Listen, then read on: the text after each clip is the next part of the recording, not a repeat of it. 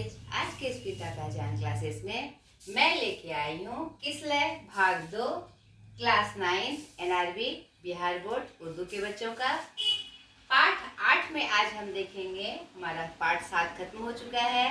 अब पाठ 8 में गद्य भाग है बचपन के दिन, जो कि एक संस्मरण है जो कि एपीजे अब्दुल कलाम जी ने लिखा है। अब ये इनकी आत्मकथा का एक अंश है। जब पाठ परिचय में जानेंगे तो मैं आपको बताऊंगी। इस क्लास में हम जानेंगे लेखक परिचय यानी एपीजे अब्दुल कलाम का परिचय, जिसको आप लोग सभी जान रहे हैं, जो कि हमारे 11वें राष्ट्रपति थे नहीं। और फिर पाठ परिचय जानेंगे कि इस संस्मरण में उन्होंने किन बातों को याद करते हुए संस्मरण लिखा है।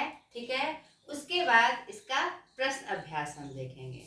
तो इसके पहले पाठ लेखक परिचय में चलिए जानते हैं हम अब अब्दुल कलाम जी का एक परिचय। ठीक है, एपीजे अब्दुल कलाम, जिनका पूरा नाम अबुल फकीर जैनुलाब्दीन अब्दुल कलाम था, जो कि जैनुलाब्दीन उनके पिता का नाम था।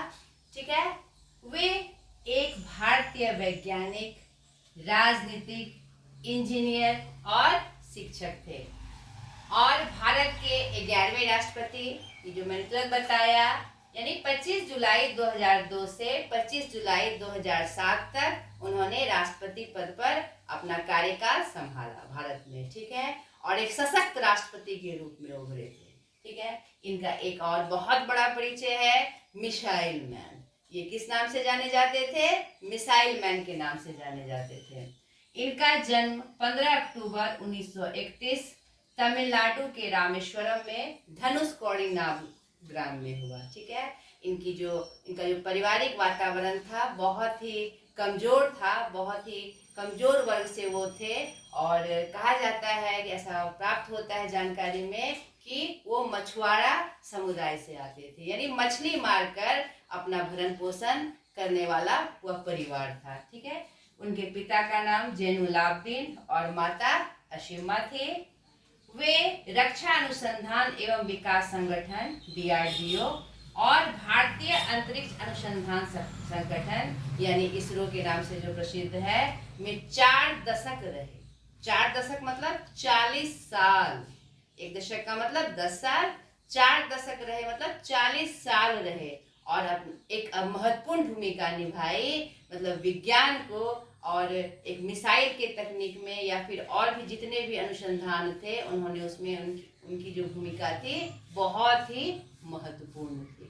बहुत सारे योगदान उन्होंने इस फील्ड में दिए। हर वर्ष उनके जन्म दिवस को विश्व छात्र दिवस के रूप में मनाया जाता है, वर्ल्ड स्टूडेंट डे। जो 15 अक्टूबर उनका जन्मदिन है, उन हर वर्ष किस रूप में मनाया जाता है? विश्व छात्र दिवस के रूप में। क्यों मनाया जाता है भाई? क्योंकि ये एक कुशल शिक्षक भी थे। मतलब कि जब तक वो जिंदा रहे उन्होंने शिक्षकों विद्यार्थियों को नए नए मैसेज दिए और जो कि उनके अनुभव पे थे। जितने भी मैसेज उन्होंने बच्चों को दिए, विद्यार्थियों को दिए, वह एक उनका अपना अनुभव था जो कि यथार्थ था, एकदम परफेक्ट था। वह लेसन उन्होंने बच्चों को दिया और बहुत सारी किताबें भी उन्होंने लिखी, जिसमें कि एक कैसे एक अच्छा नागरिक बना जा सकता है, एक अच्छा आदमी बना जा सकता है, पूरा विवरण था। तो उनको ये सम्मान प्राप्त हुआ कि उनके जन्म दिवस को छात्र दिवस के रूप में मनाया जाता है, विश्व छात्र दिवस के रूप में। सिर्फ भारतीय बच्चों के लिए नहीं, पूरे विश्व के बच्चों के लिए वह एक मिसाल थे।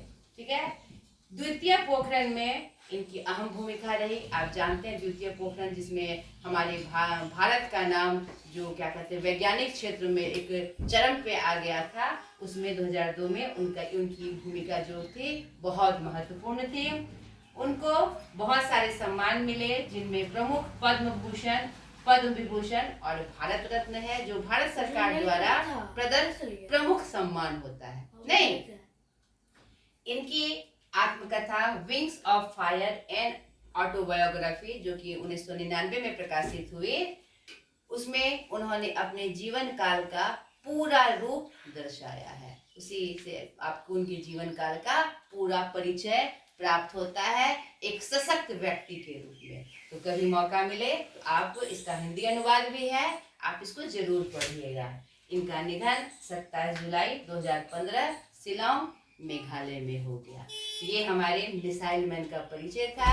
इस पाठ के लेखक के रूप में जो थे हमारे राष्ट्रपति अब्दुल कलाम जी। ठीक है, अब इसका द्वितीय पाठ परिचय और प्रश्नाभ्यास हम देखेंगे करके। ठीक है।